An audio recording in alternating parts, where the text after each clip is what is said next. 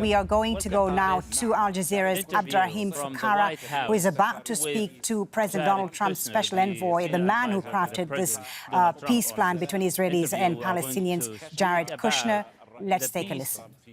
Plan announced by President Trump minutes ago.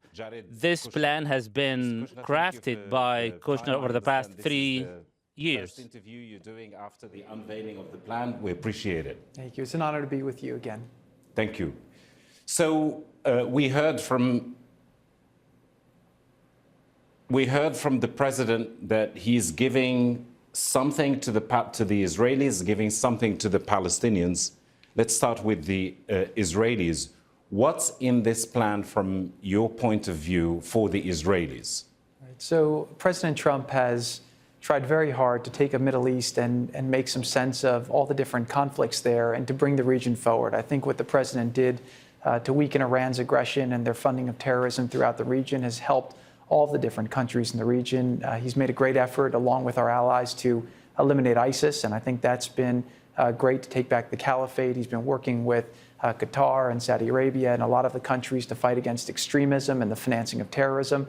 So that's been great. And this issue is something that's festered for a very, very long time that's allowed for people to drive for radicalization. So Israel's primary gain from this, from making this offer, which they've never made before, is that they'll have a more secure environment. I think making peace with the Palestinians for Israel and also making peace with the Arab countries is a gesture that Israel has been willing to take and make because they believe that it will make them more secure in the long run.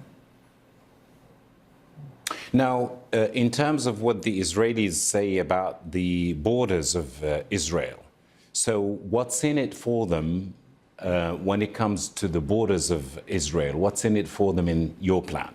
Right. So the borders is something that's been discussed for a long time. There's basically two different conflicts that have been mixed together in this, which is why it's been so impossible to solve. You have a territorial and security dispute between the Israelis and the Palestinians, and that's about drawing a border and figuring out how you can do that. And that's, at the end of the day, something that has to be negotiated, and it's a fairly arbitrary outcome because two sides have to get together and agree. Then you have a security construct, which is one that parties will be very hesitant to compromise on because that's critical to the safety of their citizens. And then you have an issue between Israel and the Islamic world, where you have an issue where the mosque, many Muslims throughout the entire world would like to go visit the mosque and make sure the mosque is safe. And this agreement makes sure that the mosque will be open and available to all Muslims. Anyone who wants to go and visit and pray at the Al-Aqsa Mosque will have the ability to do that. And that's an amazing opportunity. With regards to the boundaries, we took the time and we tried to draw a map, and this is something between the settlements and the growth of Israel that's been going on for many years. And we tried to carve out a way with land swaps and with bridges and tunnels to create a Palestinian state that can be contiguous, where you can drive from the top through tunnels and bridges and through land and highways all the way to the bottom. And so we've been able to achieve that. The map will be released publicly. And that's something that was very, very hard to do. But quite frankly, if we don't do this today, at the rate at which Israel's growing, I think that it will never be able to be done. So we see this as the last chance for the Palestinians to have a state. And the other big accomplishment the president made today was getting Israel to agree to the Palestinian state. I will come to those issues a little bit later on, including the issue of Jerusalem, obviously. But on the issue of the border of Israel, as you've defined it now, is any conversation about the 1967 border out of the window now? No, a lot of it is the basis. We use that even though there's no mandate to use that. But what's more important than what happened in 1967 is what the land looks like today in 2020. So we use that as a guide. We've used all of the different approaches that people have spoken about. The map that we've drawn is in the spirit of UN Resolution 242, so it is swaps for peace deal that Israel has now put on the table. But what we did is we also recognized the reality that we don't want to uproot any Jews or Palestinians to make sure that all people have the ability to live in as good of an area as possible. So the Israelis will be able to keep, is what you're saying, Israeli settlements in the West Bank, are you saying, first of all, these settlements will not be expanded, will not be allowed to expand in the new plan, your plan? Yes. So under this plan, what we've done is we've capped the growth of the Israeli settlements for 4 years. So there's never been a 4-year freeze before. Israel has agreed to do that in exchange for us recognizing those settlements. But the reality is that those settlements are never being uprooted. And if we don't do this, the settlements will continue growing. So again, one thing about President Trump is that he is a pragmatist, he is a realist, he is a deal maker, and sometimes you have to do things differently than what's been done in the past. The status quo is not working, it has not worked, and when you stick to these ideas that everyone's used for all these past years to try to solve this, there's been a lot of great ideas, but they haven't gotten it done, and the Palestinians are still stuck with a bad system. So what President Trump has done is he's worked with Israel very closely, he's done a lot for Israel. No president has had more credibility with the Israeli public based on the different things he's done. The Israeli public trusts that President Trump understands their security needs, and he's used that trust that they place in him to ask them to make some historic compromises. And this is the first time that Israel has ever agreed to a Palestinian state, and it's the first time that Israel has agreed to a map. And so this is an amazing opportunity for the Palestinian leadership. And if they truly want to create a good opportunity for their people, they'd be very wise to pursue it. Now, again, on the issue of settlements, so that everyone understands what you're saying. So the Israelis will not be, in your plan, allowed to build or expand the settlements, their settlements in the West Bank, but will they be able to continue building within the existing settlements? We have outlined a map. The map will be released, and what we are prepared to do is recognize the reality of the map. This is, if there's ever going to be a two-state solution, I believe this is the only map that can work. Now, is there flexibility? Yeah, there's different areas. You can move a line here, you can move a line there, but that can only happen through negotiation. But the Palestinian Authority would rather go and complain as opposed to come to the table and negotiate, which quite frankly shows that they're not ready to have a state. If you're ready to have a state, then you don't call for days of rage. You go to the table, you say, these are our rights, this is what we want to do, and you try to make trades so that you make compromise to allow your people to have a better life. But what President Trump has accomplished here is he's gotten Israel to agree to a map. And what we've gotten the Israelis to do is to agree not to grow the settlements for 4 years, which has never happened before. And that creates the environment for the Palestinian people. If they truly want to achieve statehood, now they have the most realistic opportunity that they've ever had and may ever have. I'd like to talk about Jerusalem in a little bit, but I have one more question about the settlements. The U.S. ambassador to Israel, David Friedman, as you know, he'd made the statement that he thinks the Israelis ought to keep part of the West Bank. Now, how does this position tally with the plan that you've unveiled today? So look, on this file, there's a reason it has gone unsolved for so many years. A lot of people have strong opinions. There's a lot of people who talk about historic rights. But again, what you'll see in this plan, and I would encourage people to download it and read it, it's 80 pages. It's the most detailed plan ever made. The Arab Peace Initiative was an incredible effort, but it's only about 8 or 9 lines. And so this is 80 pages of detail, operational detail for how this should work. What we've done is, again, we've tried to unscramble the eggs to the best degree possible and put this in a position where you can have Israelis and Palestinians living side by side in a construct that can work. And I'll just remind you and all your viewers who want to have the ideal situation that people who have been talking about the ideal situation for all these years have not led to peace. There's 2 fundamental questions that I asked myself with every decision that was taken. The first one is, does this decision make the lives of the Palestinian people better off? And if the Palestinians pursue this plan, the answer is unquestionably yes. The second question is, does this plan put Israel's security at risk? And I can say that this plan will make Israel more secure. And when Israel's more secure, the region is more secure. I will come to the Palestinian side in a minute. But on the issue of Jerusalem, what the president said earlier today about the issue of Jerusalem, he said Jerusalem will continue to be the undivided capital of Israel.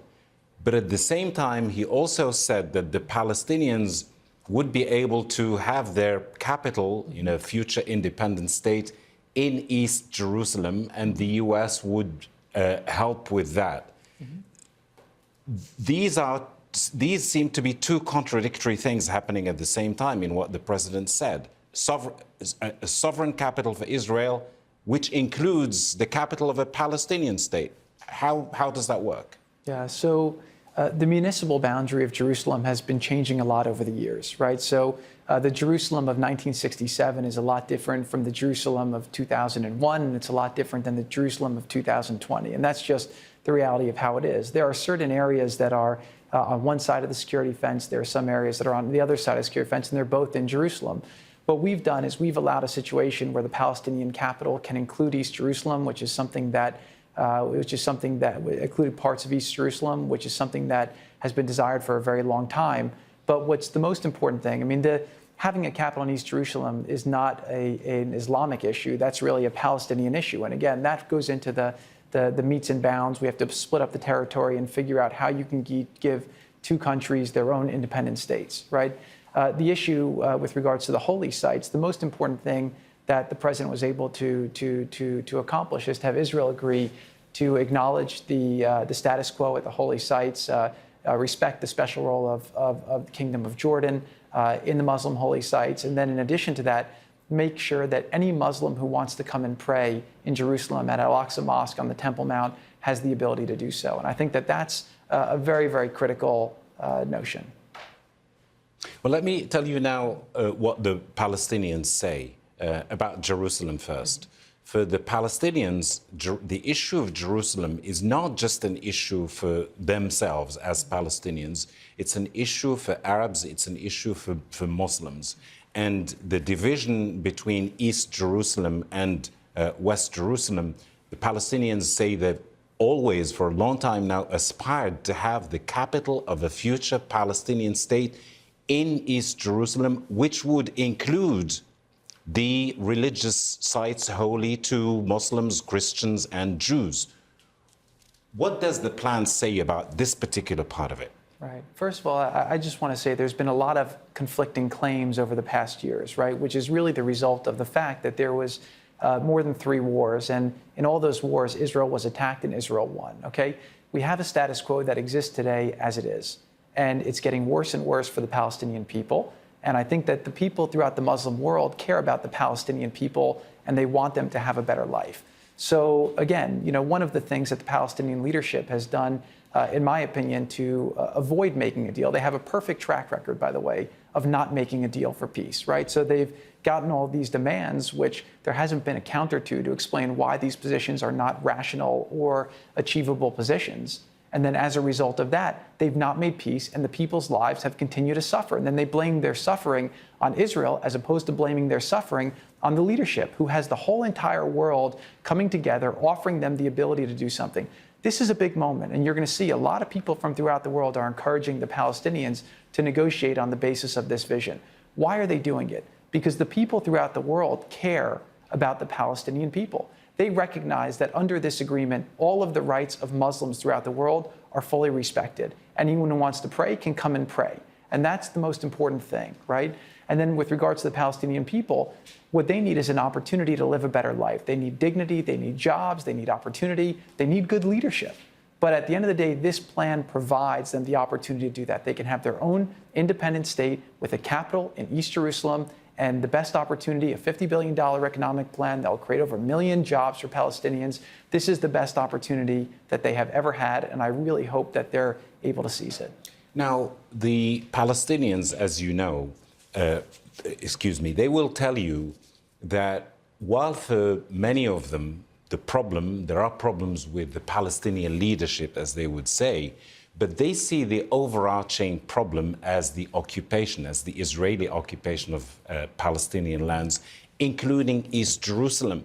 Now, what is in the plan to entice the Palestinians to accept your vision for the capital of their future state being in the part of Jerusalem that you have outlined, rather than in the part of Jerusalem which they have is historically claimed for a future Palestinian independent state? Right. See, but your question is part of the problem, right? So these people, the Palestinians, have been lied to for so many years, right? And they've been promised things, and there's been no counter to the promises that have been made to them. So if they have certain expectations that are not realistic, I feel bad for them. They've been lied to by their leadership, and they've been lied to by a lot of people, and they've been used as pawns in the Middle East. Okay, the fundamental question that you have to ask yourself, if you are an Arab or a Muslim throughout the world who cares about the Palestinians, is, do I want the Palestinians to have an opportunity to live a better life? Right? And if the answer is yes, then the leadership, what are they going to do? Do a day of rage? No, the leadership should sit at the table and say, this is what we need in a pragmatic way to try to make that happen. But one thing that this leadership has not been able to do over the years is they have not been able to make these deals. Now, sometimes they haven't had a great partner in Israel, but President Trump has earned the trust in the Muslim world, and he's also earned the trust in Israel. And he has delivered for them now an opportunity of historic proportions where they have a pathway to a state, and they have a map, and they could have a capital in East Jerusalem, and that's an amazing thing. And then in terms of the interests of Muslims throughout the world, the number one fear that I heard about, because I spoke with a lot of people over the last couple of years to put this together, is that Muslims fear the mosque being under attack, the mosque not being respected, and Israel's agreed that we are fully going to respect the mosque. The mosque is totally safe, and that any Muslim from throughout the world who wants to come and visit the mosque to pray peacefully is now welcome. That is a major breakthrough. The conflict between Israel and the Muslim world should be resolved based on that. And it's time for everyone to move forward. Think about all of the hatred, think about all the violence that screwed up the Middle East for the last 70 years because of this problem. It's time for that to end. If people want to have better futures, they want to have better opportunity for them, for their children, they want to get jobs, it's time to let go of past fairy tales that, quite frankly, will never happen. So what this plan is about is, this plan is a serious plan, it's a detailed plan, it's a realistic plan, it is a pragmatic plan. And so what we've delivered now for the Palestinian leadership is the most real opportunity that they have ever had to achieve statehood, to improve the lives of the Palestinian people. If they want to spend their time focusing on old claims, old myths, old lies that, quite frankly, have led them to nothing, then that's their prerogative. But then, unfortunately, what's going to happen is we're going to be here in another year, in another 5 years, another 10 years, and the Palestinian people's lives are going to continue to get worse and worse. So I think that good leadership is about making the tough decisions and showing the people that this is how I'm going to get you a better life. And I think the Palestinian people will follow it. And one other thing I'll say is that when Arafat was thinking of making a deal, one of his biggest fears, and this is what's been reported, is that his fear was that the Arab world would say that he was a traitor to the cause. Today, you have a full different situation. The entire Arab world is begging for the Palestinians to resolve this. You have security cooperation with Israel going on. Israel's a technology superpower. People want to do business with them.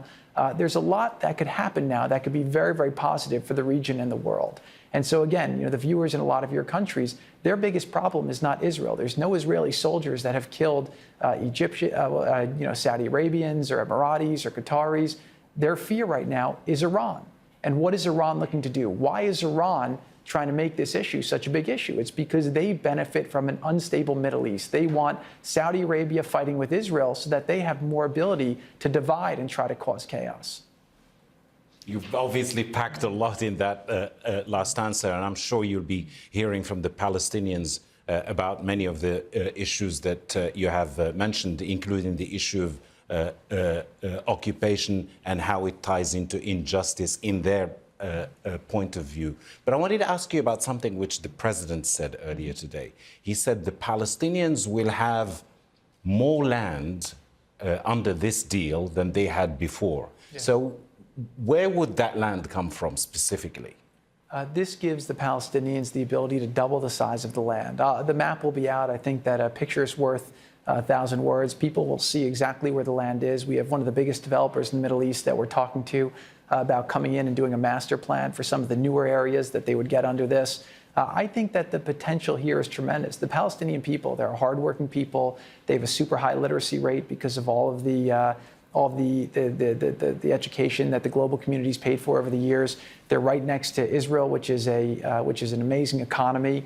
And so they have the ability to really thrive as an economy. So one of the amazing things about what we did in Bahrain was we brought everyone together, all these business people, and everyone says we're dying to help the Palestinian people. They're great people, they're an industrious people, but we need two things. Number one is we want to have security. We need to make sure that terrorism is gone so that we feel comfortable sending our people there and in making capital investments there. The second thing they said is we need proper governance. You can't invest in a place where there's no rule of law, there's no property rights, there's no predictability. And they said if these two things change, then we are willing to do tons of investing. And what I heard from the Palestinian people, we had tons of Palestinian people who basically came out and said, we want this plan. We would love to see this vision enacted, but give us a political plan, give us a state, give us dignity, and give us an opportunity to try to thrive. So now President Trump has delivered a full package for the Palestinian people, and it's going to be up to them if they want to seek it. I understand the president has published the map that you're talking about on his Twitter account. The issue of how the Palestinians officially react to this. The president said that he expects them to reject the plan, and if they reject it, it won't go into effect, obviously.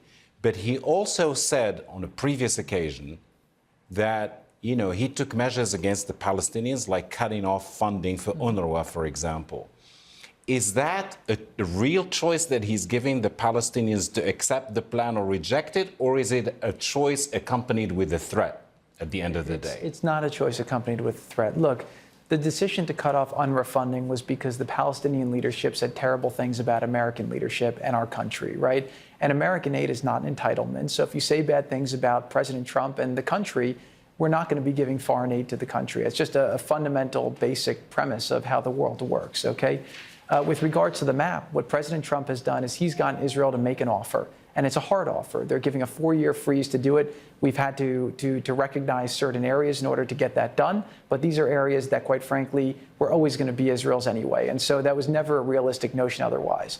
So what he's done is create an opportunity. If the leadership wants to come to the table and try to negotiate and try to get different things, President Trump is the only person who has the credibility with the Israeli public and the Israeli government to try to deliver these things. So, look, my hope for the Palestinian government is that they read the plan thoroughly. I think that they're going to, they weren't expecting it to be a state. They weren't expecting to have a capital in East Jerusalem. I don't think they were expecting a lot of the things in the plan. So if they go through it, they'll find that it's a very, very good plan for the Palestinian people. It's a real pathway for them to move forward.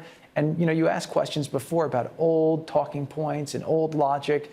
And so for me, what I've been fighting against is an illogical problem, and I'm trying to fight against that with a logical solution. But what I'll say is that the Palestinian Authority will have a lot of trouble after this offer comes on the table, if they reject it, of going to the international community and saying we're victims. What are they victims? What are their rights? Now they have the opportunity for a state. They have the opportunity for independence. They have an opportunity for economic investments that most countries in the world would only dream of. So this is a very exciting opportunity, and I really do hope that people will not revert to old talking points that have led us to be in the problem we're in. They'll take the time, they'll read this, they'll be thoughtful, and if cooler heads prevail, I do think we could change this. And I'll just say one final thing, which is that I do believe that if we can figure out how to get normalization between the Arab countries and Israel, and if we can get the Palestinians and the Israelis to finally resolve the borders and to start living respectfully, I think the Middle East is poised for an era of unbridled economic opportunity.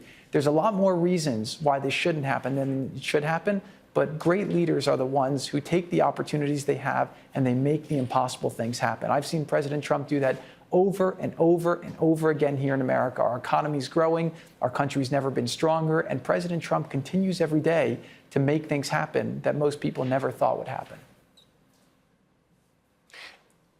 The issue of an independent state, which the president talked about, you talked about it in your plan. What does an independent Palestinian state mean under your plan? Does it mean that the Palestinians get to control their air, their sea, their border crossings? Does it mean that the Palestinians will be able to negotiate deals with other countries? Does it mean that the Palestinians will have their own army? Or does it mean that they will have none of these things? I would encourage you to read the plan. There's a lot of details. Again, in the past, these are all things that were discussed in abstract. We've put down absolute details. What it does is it gives the Palestinian people the ability to have a pathway to live better lives than they live today. The status quo is broken. The Palestinian people are on a terrible trajectory thanks to a lot of bad decisions by their leadership.